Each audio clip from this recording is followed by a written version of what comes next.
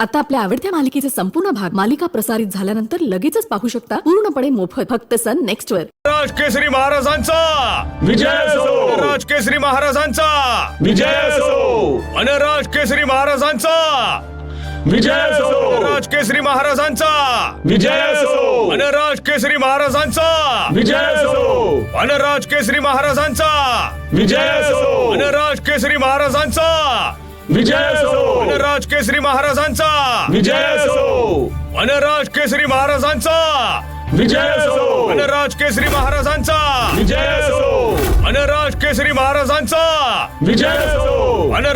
महाराजांचा विजय असो, आणि राजकेसरी महाराजांचा विजय असो, आणि राजकेसरी महाराजांचा विजय असो, आणि राजकेसरी महाराजांचा विजय असो, आणि राजकेसरी महाराजांचा विजय असो, आणि राजकेसरी महाराजांचा विजय असो, आणि राजकेसरी महाराजांचा विजय असो, आणि राजकेसरी महाराजांचा विजय असो.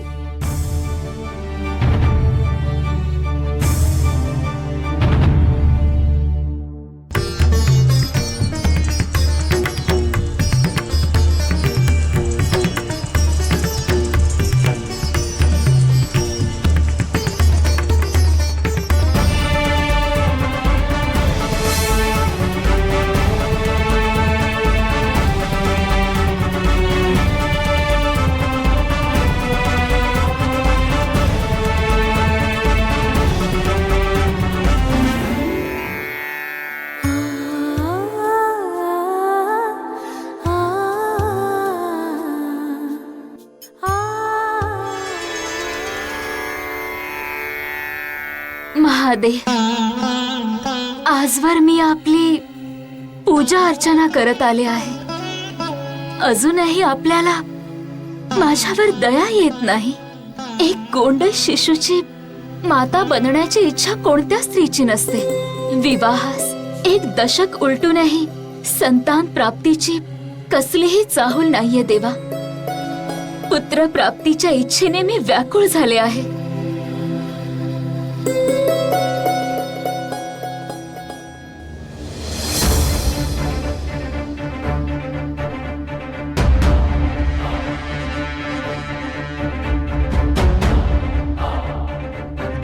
माझ्यावर दया करा शिवशंभो.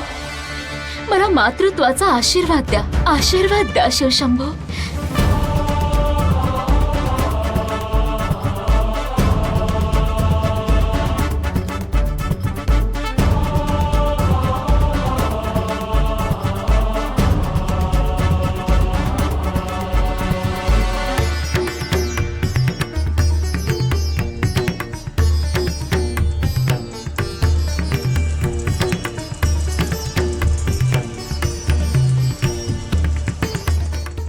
अंजना,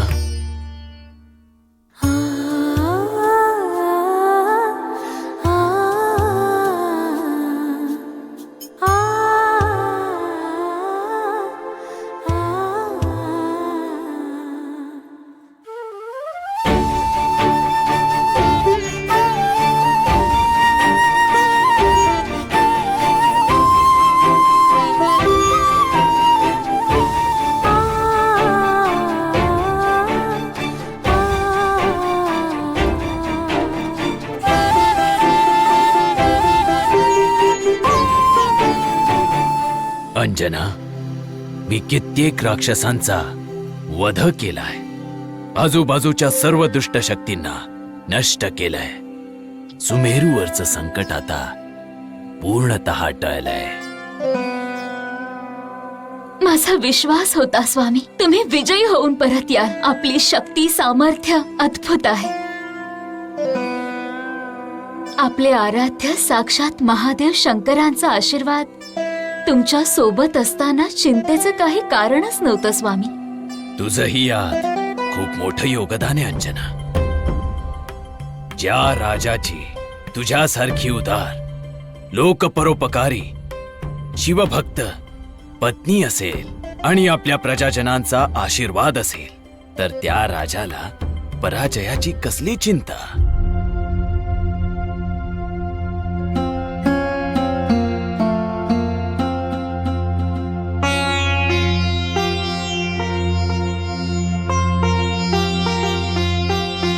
अंजना,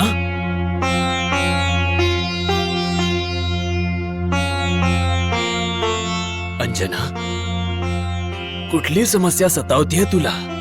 माझ्यापासून काय लपवायचं? कसला विचार करतेस तू? पदरी संतान नसल्याची चिंता स्वामी.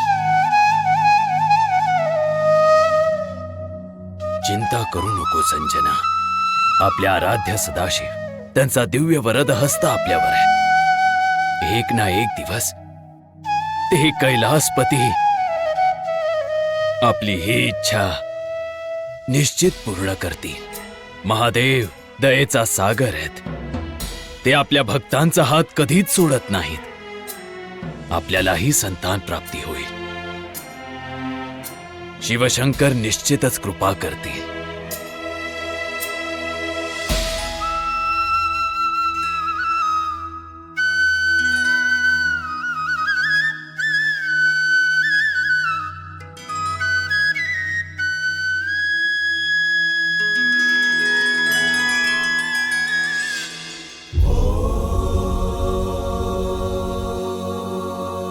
स्वामी, आपण अंजनीची इच्छा केव्हा पूर्ण करणार आहात? निराशेच्या अंधकारातूनच प्रकाशाकडे वाटचाल करावी लागते.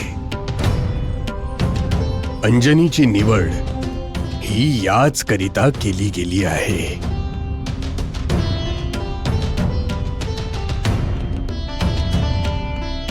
तिच्या गर्भामध्ये माझा अंशावतार जन्म घेणार आहे.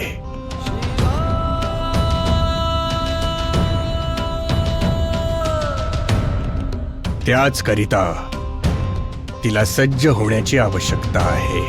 सज्ज होण्याची आवश्यकता अर्थात ब्रह्मांडातील दिव्य शक्तीचा अंश स्वतः धारण करण्याकरिता अंजनीला समर्थ बनण्याची आवश्यकता आहे. जर धारण करण्याची योग्यता नसेल तर काहीही मिळवणं असंभव आहे. ती शक्ती प्राप्त करण्याकरिता तिला काही काळाकरिता तपस्या करणे आवश्यक आहे. ती अप्सरा पुंजीस्थला आहे याची तिला अजिबात जाणीव नाहीये. भूमंडलावर जन्म घेण्याचा तिचा उद्देशही तिला ज्ञात नाही. तिला तिच्या पूर्वजन्माची कोणतीच स्मृती नाही देवी.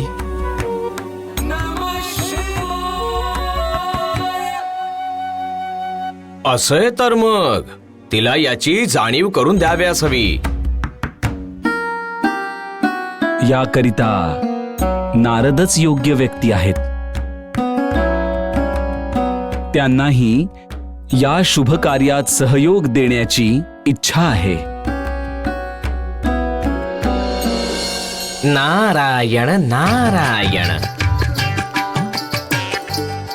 आपण माझे स्मरण केलेत प्रभू आणि मी आपल्या सेवेत तत्पर आहे देवा. काय घडले?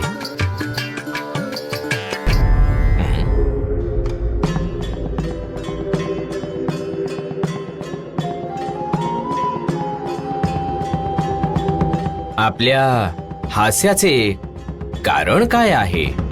कळेल काय मला? तुमच्यावर हसलो नाही देवर्षी. सर्व कालचक्राच्या बंधनात आहेत. जेव्हा एखाद्या कार्याची वेळ येईल तेव्हाच ते कार्य केले पाहिजे, आता नव्हे. नारायण नारायण. एकीकडे शिवशंभूंच्या रुद्रांशाच्या भूमंडलावरील अवताराची तयारी सृष्टी करत आहे, तर दुसरीकडे स्वर्गलोकावर आक्रमण करण्याची तयारी करण्यात रावण गुंतला आहे. सृष्टीच्या दश दिशांना केवळ माझेच साम्राज्य असावयास हवे. माझ्या समक्ष आपले शीर उंचावू शकेल अशी एकही व्यक्ती या भूलोकात आता उरलेली नाहीये. भीती भीती भीती. सर्वत्र भयकंप. या दशानन रावणाच्या नावाचा घोष होताच सर्वत्र हाहाकार माजतो. ही धरणी डळमळीत होते. नाही नाही, अद्यापही माझी महत्वाकांक्षा पूर्ण झाली नाहीये. ते देवता गंधर्व यक्षगण माझ्या चरणी येऊन मला शरण आले पाहिजे. स्वर्गलोकावर मला अधिराज्य गाजवायचंय. माझ्या सामर्थ्यशाली दानव सेना चला सुसज्ज व्हा. धूम्रक्षक, धुदुंबी, वज्रमुष्ठी, यज्ञकोप, काल,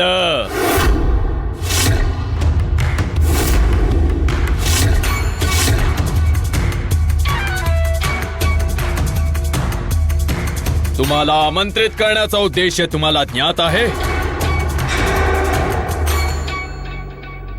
देवलोकाकडे प्रयाण करायचं आहे. त्याचा उद्देश काय?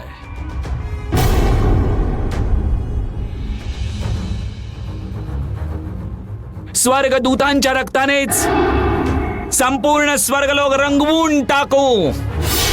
जर पराजय झाला तर आमचं शीर कापून आपल्या चरणी अर्पण करू महाराज. उत्तम, अतिउत्तम. जा, आक्रमण करा. स्वर्गलोक उद्ध्वस्त करून टाका.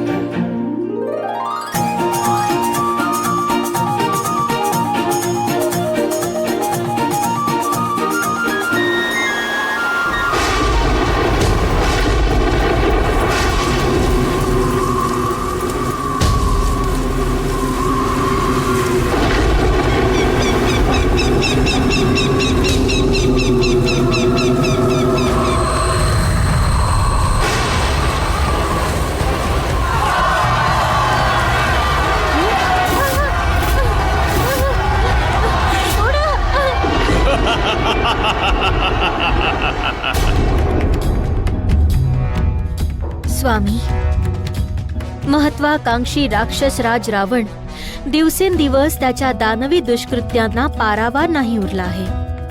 आता त्याची दृष्टी देवलोकावर पडली आहे. त्याच्याकडे दुर्लक्ष केलं तर तो एक दिवस देवलोकावर राज्य करेल. सूर्य, चंद्र, ग्रह, नक्षत्रांना आपल्या ताब्यात घेऊन ब्रह्मसृष्टीचा विध्वंस करेल तो दुष्ट. हे योग्य नाही स्वामी. पृथ्वीच्या नाशाने ब्रह्मांडात अंधकार पसरेल प्रभू. स्वामी, पुढील प्रत्येक दुर्घटनेचे कारण आपण स्वतः ठराल. त्याला दिलेला वर परत घ्या स्वामी, माझी विनंती आहे. पण ते असंभव आहे देवी. दिलेले वरदान कधी परत घेता येत नाही वीणावर्दिनी. दशाननाची हीच महत्वाकांक्षा त्याच्या मृत्यूचं कारण ठरेल देवी. आपण ठरवलं तर समस्येचं निराकरण होऊ शकतं स्वामी. तो रावण आपल्या उद्देशात क्षणाचाही विलंब न करता तीव्र गतीने सर्व दिशांना आपले राज्य स्थापित करत चालला आहे. जर हे असंच सुरू राहिलं ना स्वामी, तर तो देवतांनाही आपला दास बनवेल आणि आपलं भाग्य बदलेल.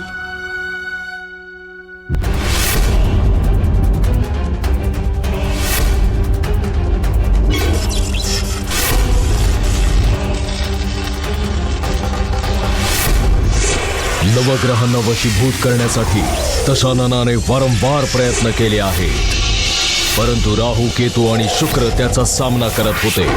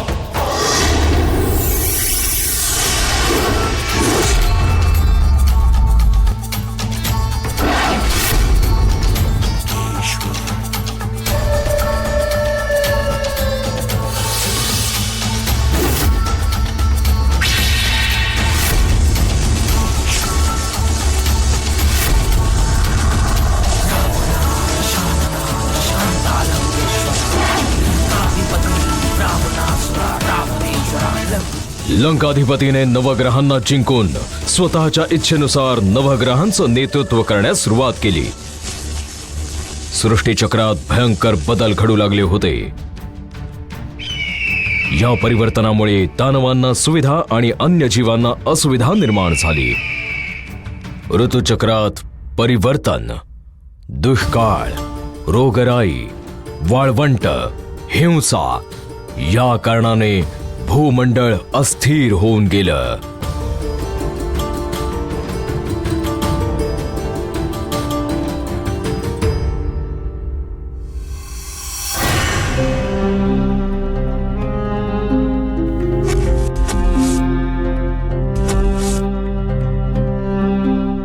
दशाननाच्या या प्रयत्नांनी प्रारंभी त्यास सफलता प्राप्त झाली, परंतु तो पूर्णपणे नवग्रहांचं आधिपत्य प्राप्त करू शकला नाही आणि त्याने पुन्हा प्रयत्न सुरूच ठेवले.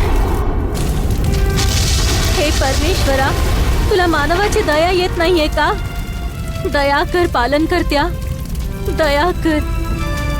या यातनांतून आम्हाला मुक्त कर प्रभू.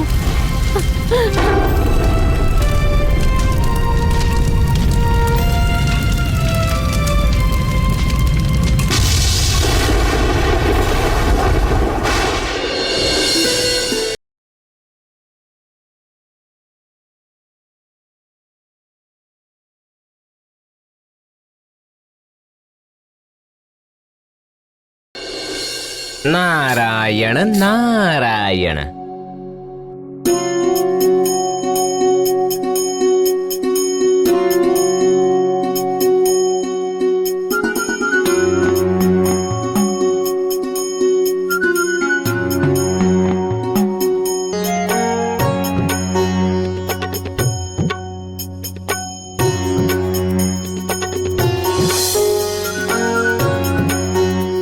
यावे नारद मुनी, आसन ग्रहण करावे.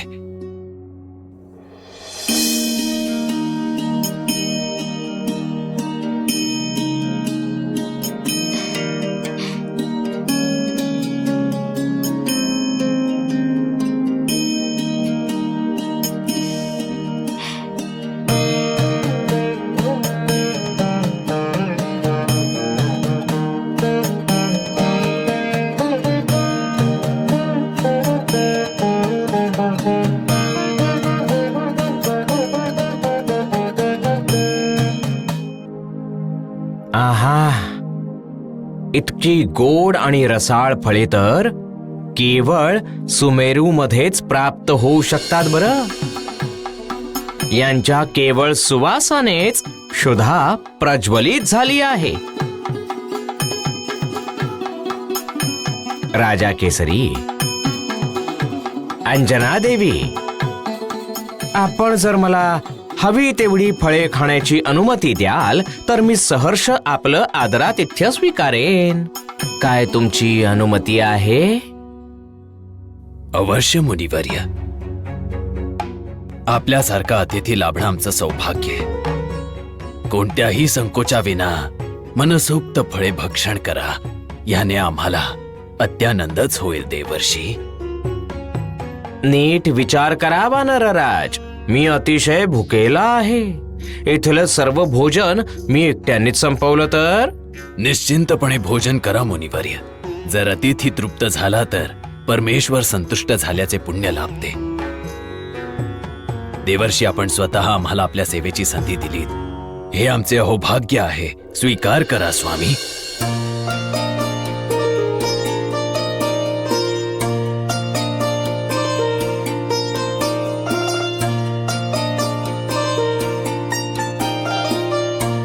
भोजन ग्रहण करा देवर्षी.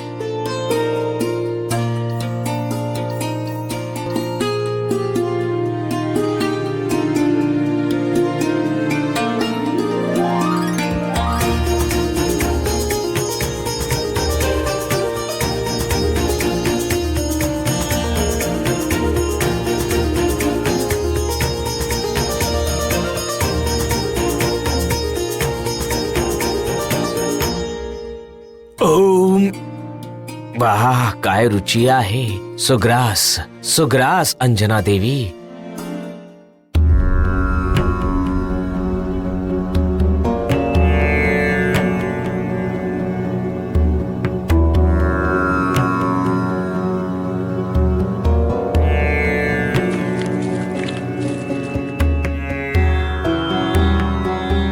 अंजना,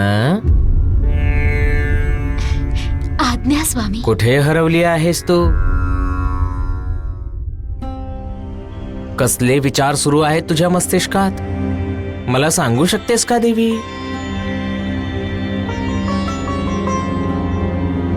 सांगायला संकोच वाटत असेल तर मग नको सांगूस. राहू दे. आपल्यापासून काय लपवायचं स्वामी?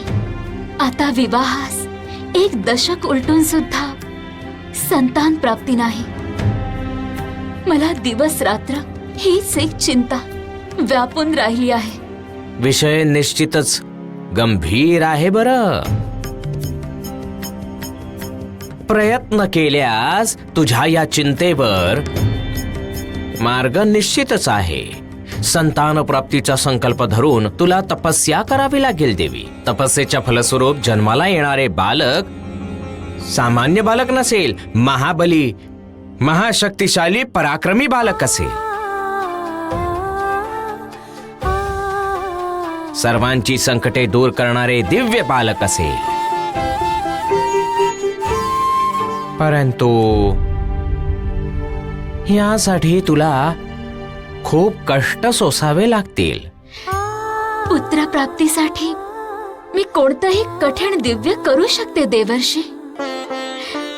आपण मला मार्गदर्शन करावे मुनिवर्य. मग तू मातंग ऋषींच्या आश्रमात जा देवी.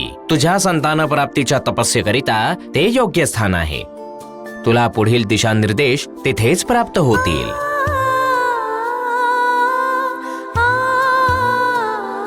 आपण आम्हाला मार्ग दाखवून आमच्यावर कृपा केली देवर्षी. आम्ही आपले खूप आभारी आहोत.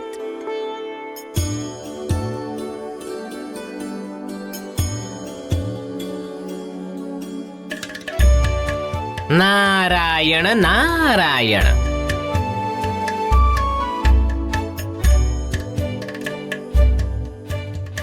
आपल्या आदेशानुसार आपल्या आज्ञेचं पालन केलं आहे प्रभू.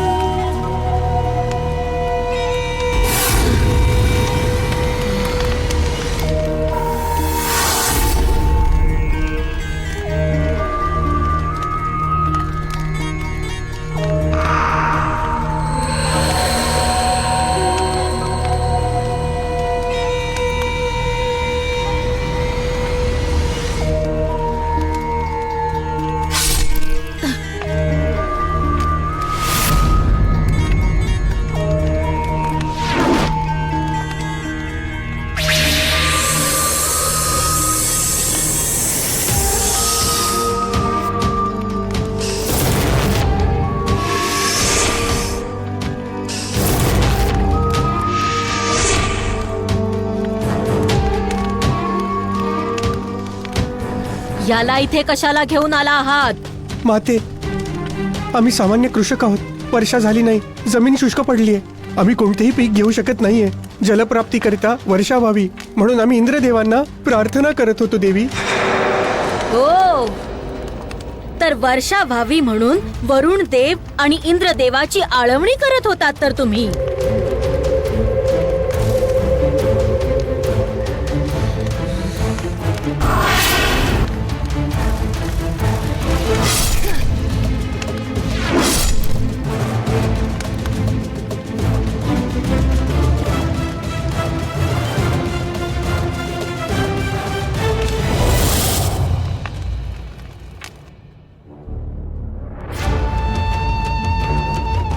देवर्षी नारदांच्या सांगण्यावरून देवी अंजना आणि राजा केसरी सुमेर राज्य सोडून मातंग ऋषींच्या आश्रमाकडे प्रयाण करतात.